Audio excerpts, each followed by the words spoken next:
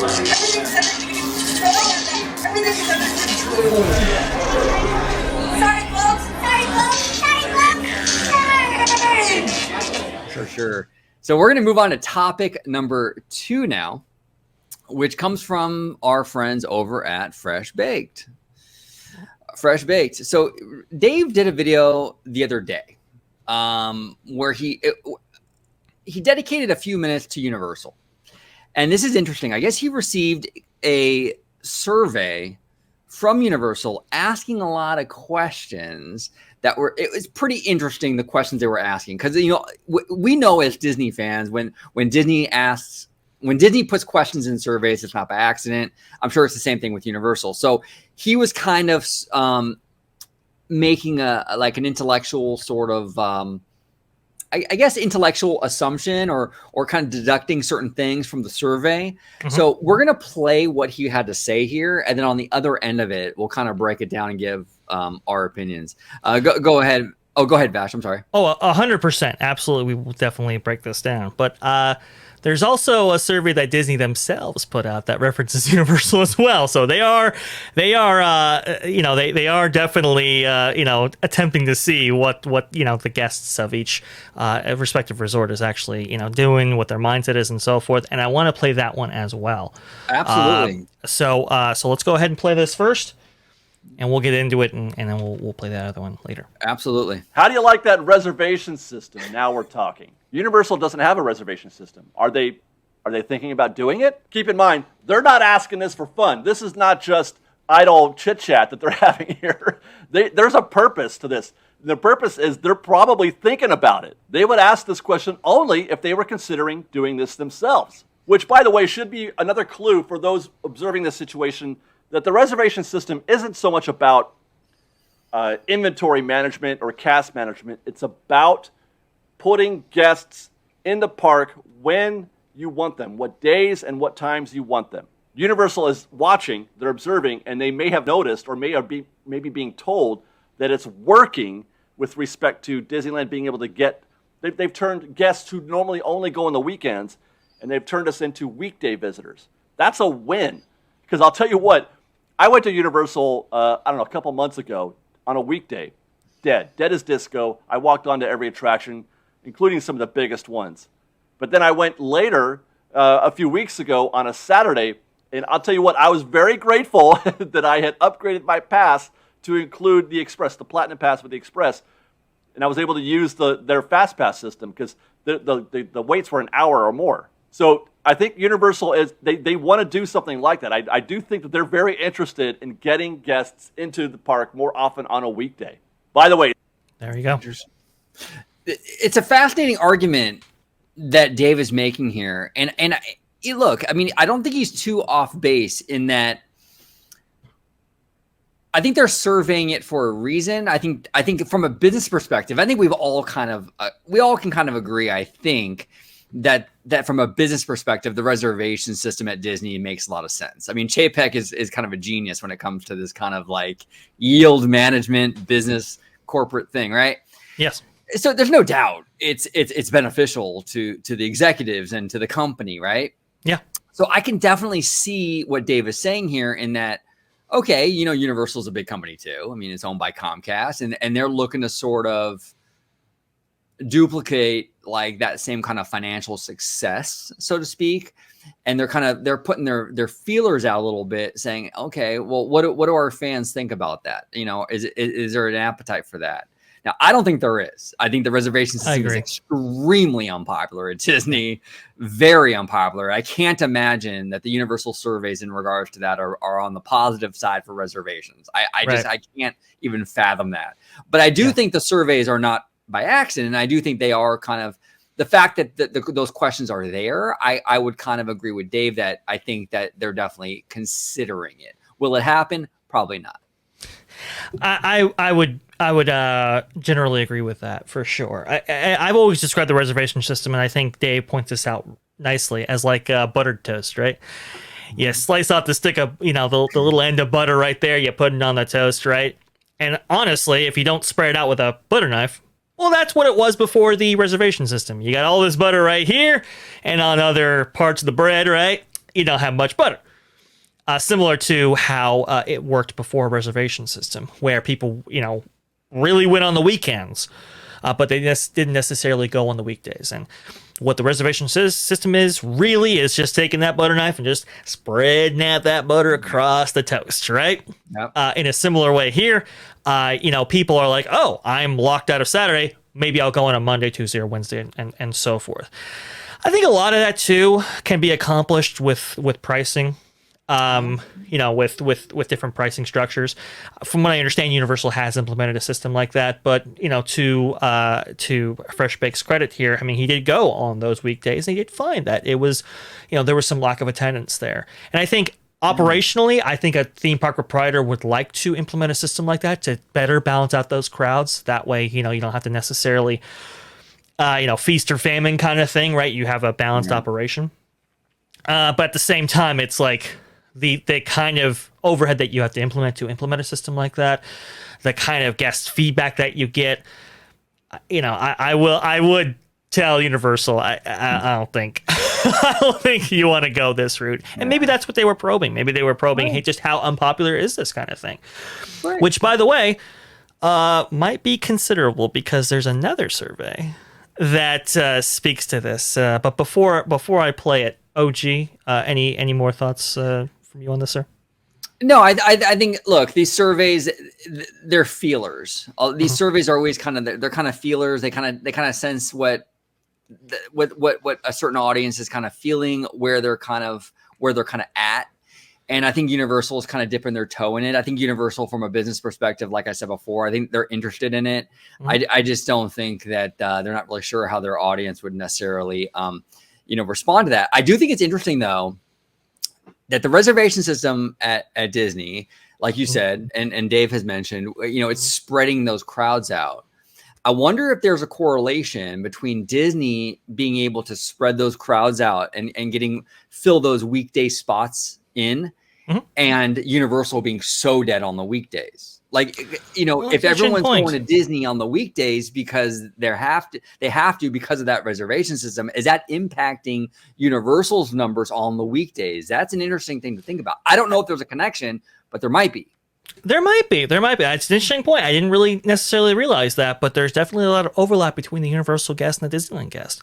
And maybe that reservation system is having an effect on other theme park proprietors. Never thought about it, but I think you make an astute observation. Yeah. So I'll go ahead and play this next clip here. This is going to be audio only. Okay. This is between Jim Hill of Jim Hill Media and Len Testa of Touring Plans. And they have a podcast they do. I believe once a week or whatever, and they talk about all the latest news stories and so forth, but sometimes they'll include surveys in their show. And they had some pretty interesting commentary.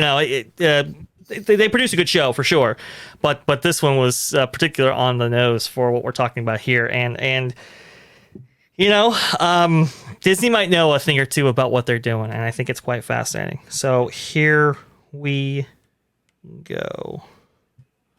A quick couple of surveys. We got one from Bubbles. It's a Disney survey. Two interesting questions here related to what we just talked about. One of the questions is this. You may have already mentioned this, but which of the following, if any, are influencing your plan to visit a Universal park instead of a Walt Disney World theme park? Right? And one of the specific answers here is, other theme parks have a better way for me to skip the lines, e.g. Universal Express. And Bubbles actually checked that one. Again, Disney knows that there's an issue, Jim. Wow. The other things that Bubbles checked in this one was Disney park passes limit my flexibility or require too much effort, or accommodations offered a benefit or incentive to visit a Universal theme park. And again, if you stay at a deluxe resort at Universal, you get Universal Express automatically. Also, the other thing that Bubbles checked was Universal doesn't require advanced reservations. Wow. Yeah. The fact that those questions, something that naked, that raw. I know, it's beautiful. The interesting thing is there's a follow-up question on that, and it's Disney asks, during your upcoming stay at Walt Disney World Resort Hotel, why do you plan to visit a Universal theme park in addition to Walt Disney World? And Bubbles wrote this. Universal's Express Pass is, in our opinion, superior to Genie Plus and Lightning Lane in every possible way. It gives me the flexibility I want, and there's no need to wake up at 7 a.m. or be glued to my phone all day hoping for an availability drop. Oh, Bubbles! Oh, Yeah, not so great right there. Not so great. If I was Disney right now, oh man, that would definitely be concerning. Now, obviously, they were making a more of a note on Genie Plus compared to Express Pass, but Right. as Bubbles indicated on the survey there, did click on park reservations being one of the key factors as to why people might be going to Universal, at least in Universal Studios Florida and the Florida market, why they might be going to Universal Studios Florida over Disney. And I thought that was very, very interesting. That is interesting. That is interesting. And Disney should definitely take notice. I mean, they should definitely look. I understand the financial benefit for a lot of these systems, like the reservation system and what have you. And I'm not even saying like Disney should completely abandon these systems. I understand that there is a benefit to those things. I agree. But I think what Disney needs to do is really look at the landscape and sort of kind of craft these systems in a way that is a little bit more user friendly. I think that you can craft the reservation system in a better way. I think you can craft Genie Plus in a way better way. I think you can keep these things. It's not, you don't have to throw the baby out with the bathwater. If Chapek wants his reservation system, you can keep his reservation system. But I think there's better ways to go about this stuff. And I think Disney should really start looking into that. Yeah, I really do. And we've seen it. Universal, their Express Pass, I think most people would agree. I haven't used it personally, but everyone that I've heard talk about it, it's a superior system to Genie Plus. So Disney needs to get on the ground, boots on the ground, and kind of figure out like, okay, what's Universal doing with this? How can we can kind of mold and reimagine our Genie Plus program to get kind of the guest survey results that the Express Pass is getting, Yeah. And if they could offer that, I mean, I think even if you charge more, I think your guest service would still go up if you're giving them a product that's worth buying. Let's be honest here. Yeah. We've talked about it before on the show with Genie Plus and stuff like that, where they implement a system and it's ridiculously cheap, and people are still really, really pissed because they just can't get the access that they thought in their heads that they were going to be able to get. Yeah. Whereas Universal, you buy that and boom, boom, boom, you're on, kind of thing. And it's just a much easier system for not only guests to comprehend but to actually navigate. Right? It's just and I do agree with you. I don't think they need to get, necessarily rid of these systems, but they have to reimagine them in some way. I mean, what if a reservation system was limited to, people just buying day tickets who weren't actually staying at a hotel? Or, we're just limited to annual pass holders. Or you limit it, to the weekends. Or you limit it for the busy seasons. Or maybe even the smallest parks, if capacity constraints require that kind of thing. There are ways of doing this. I don't necessarily just piss everybody off and make these vacations even more complex than they already were. Yeah, I remember with FastPass Plus, out there in Walt Disney World, where people would have spreadsheets and they'd say, oh, you got to do this, you got to do this, you got to do this, and then you can add on, all this kind of stuff after the first three. And people already felt that the Walt Disney World operation, the Walt Disney World experience was too complicated. Just, 2019 and previous. Right. And now, post 2020, it has become incredibly complicated, even for the Disneyland experience as well. And I think that's definitely affected public reception to the Disney experience overall. It has, and it really is kind of a corporate thing. Like, I've noticed this in my personal life, like with my job, which, I have a regular 9 to 5, and they'll implement new programs, new systems, new policies. And it's like a lot of this stuff is like redundant and just more busy work that just takes longer, and it's like kind of pointless. And it's typical of these big corporations to kind of layer on these useless things. And I can kind of see that happening with Disney parks. It's kind of like it looks good on a spreadsheet, but maybe in actual execution, not the greatest kind of thing. They really need to look at what Universal's doing and even other competitors and sort of craft their programs to be a little more user friendly, and they got to divert the heat a little bit, man. Like the fandom is so mad right now. They got to do something to sort of kind of quench that, to kind of de-escalate the anger. You know, and like I said, I mean, fans, I've said it many times. I mean, fans can be unreasonable, and they want it all. They want to get into the park easily. They want unlimited access. They want to pay dirt, rock bottom prices. They want a $1 billion e-ticket every other year. I get it. I'm on Disney's side when it comes to that. I think a lot of fans are unreasonable. At the same time, though, fans also make good points, and fans also do come with critiques, constructive critiques that are valid. And I think Disney needs to listen to some of those. And I think the reservation system and Genie Plus are two of those programs I think Disney really needs to reimagine, as they say over at Disney. Oh yeah, no, I personally agree with you. I mean, and people have had critiques about the Disney experience before, but you know, with these programs in particular, with these things that are definitely affecting a wider set of guests than maybe they ever have before, you know, it highlights those critiques.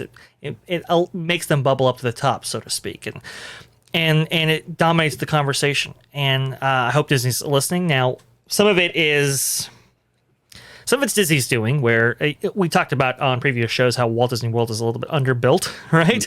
And that has led to some capacity constraints, you know, in the time that you've had year over year attendance growth. You necessarily haven't built, you know, attractions at your parks. Epcot, for example, right? Before Cosmic Rewind, the last you know, thrill ride to be added to Epcot was like 15 years before that. You know, that's just unreasonable, you know, if you're going to have year-over-year gains for attendance. So some of it, you know, they did it to themselves, but other things like the market, for example, the labor market, right? Yeah. Even in that Fresh Baked video that we just showed a portion of, right before that, Disney's adjusting their policy at Disneyland when it comes to call-outs and so forth, in order to deal with some of these strict labor issues that not just Disney is being affected by, but the entire, you know, market is being affected by. Right. And that hurts Disneyland and Walt Disney World by extension a lot because of their demands when it comes to, you know, cast to actually, you know, work these places that we all love. And it's tough. So, you know, with those kind of things still being what they are, I think the reservation system is here to stay. This is why it's being reiterated by executives that it is here to stay. Not just because they like it, but because it's an operational necessity at this point in order to manage this huge demand they have. Right. That might change later on with different market conditions. Yeah. You know, and you know, as we kind of go into what we say the R word when it comes to economic conditions, maybe that does affect them in some way and gets them to reevaluate these programs. And we can already see they're getting ahead of that, at least with Genie Plus, right? Yeah, they're changing that program a lot based on feedback that they've received and based on the operational demands that they placed on it. So we're just gonna have to see what they do from here. Yeah, a lot of changes are coming. I mean, with the Magic Key lawsuit, you can expect big changes to the Magic Key program when renewals come around in August. Can guarantee you that. I mean, the blockout stuff is going to be completely scrubbed from that. You know, they're going to reimagine that completely. You're right. I mean, you know, like the market conditions and all that stuff, it plays a huge factor. I know my job. You touched upon like the attendance policy and all that. My job has really kind of tightened up too in regards to that. It's tough out there right now. Just the whole market is struggling right now with labor, and I can't just call out sick like willy nilly like I used to be able to. You know, it's tough out there, and Disney's adapting too. And you know, it's not easy. It's not easy for anybody. It sucks, man. It really does suck. You know, you got to make a call sometimes. You know, it does. Yeah. And some of these things are going to be unpopular. Some of these things we're not going to like. But it's just like, what else can we do? You know, right? We made the argument on this show that Walt Disney World, like I said, is underbuilt, right? Ideally, I'd love to see increased capacity in the form of high capacity attractions being added to these parks, and that includes Disneyland DCA. But think about their liquidity issues. Think about their debt that they are still in from deals like the Fox deal, right? Think about, you know, they're not even paying dividends still. it's just all of these things that you know, us as fans looking at it go, oh, this is the obvious decision. This is what you got to do. But it's like, there's an operational reality as well. Yeah. You know, it's like when you take aside $32 billion and the, you know, all of that goes to the studio. I mean, that's a prioritization there. And that's a decision that you have to make. You know, it's like, yeah, the theme park operation obviously is a big part of our business, but we're an entertainment and studio division first. Oh, they are. You know? Absolutely. I mean, you got to make tough calls. You got to make those tough calls, and the studio feeds everything. I mean, we live in an IP world, and without the look, I know a lot of fans, and including myself, actually. Look, we have a buddy, Showcase, right? We love Showcase. Love Showcase of Wishes. Oh, he's amazing. I love Showcase. Good friend of ours. You know, he's kind of an Epcot purist, right? Mm-hmm. And he talks about like, you know, the dinos that they removed from Epcot and all this stuff. And my heart goes out to that because I as a Disney fan, I look at that stuff and I'm like, that looks cooler than Guardians of the Galaxy. I'd much rather have the dinos. I'd much rather have these non-IP things. I think it's way more interesting. Unfortunately, it's just not the world we live in. Unfortunately, the general public wants the Frozen ride. Unfortunately, the general public wants that Guardians thing. And it's just the reality. And the only way you can kind of get those properties into these parks is if the studio is churning that shit out nonstop.